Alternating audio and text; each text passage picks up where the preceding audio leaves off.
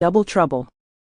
After Clover, Tara, and Jessup left their newly liberated dwarf friends, they continued traveling southward, foraging and enjoying the peaceful solitude of the inland forest.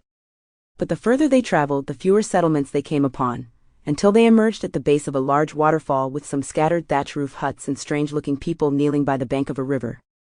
At first the three friends thought they were washing clothes or collecting water, but the closer they looked through the dense brush, the more their eyes widened in surprise. The women, having otherwise beautiful curvy bodies, had 3 breasts and strange glistening slits on their stomachs that flared open whenever they bent over the water. And the men, buff and muscular with carved pecs and abs, sported 2 cocks hanging between their muscular thighs in varying degrees of tumescence. Some of the men were paired up with 2 women bobbing side by side on their elongated organs, while the other women rubbed their bodies together in obvious sexual arousal, while their bulbous breasts with thick hard nipples slid over their partners' abdominal openings with a loud slurping sound. "Holy shit!" Jessup whispered, holding one of the branches aside with a trembling hand. "Who are those people, and what the fuck are they doing?" "It looks like they're having sex," Clover said. "That's not the way I've seen anybody have sex before," Tara said, shaking her head with a wrinkled brow. "It seems that they've got some unusual anatomy," Clover nodded, glancing at the women's strange breasts and the men's bifurcated cocks. "I'll say," Jessup said, shifting uncomfortably behind the bushes while his dick swelled in his pants as he watched the spectacle on the riverbank. 3 tits and multiple cocks? What do they do with all those extra appendages? Isn't it obvious? Clover chuckled. "They make use of them in much the same way we do. Except they've got a lot more to work with," Tara nodded.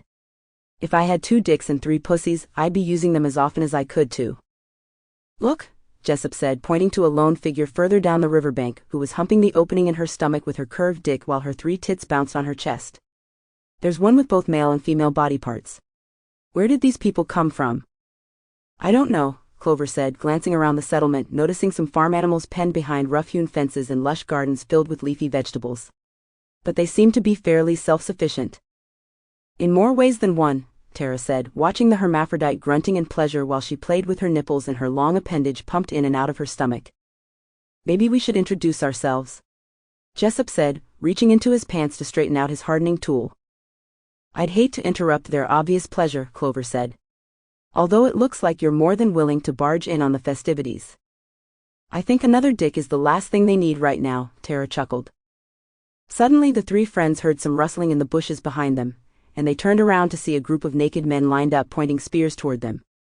Tara instinctively reached for her bow hanging over her back, but Clover placed her hand on her arm, motioning for her to stand down.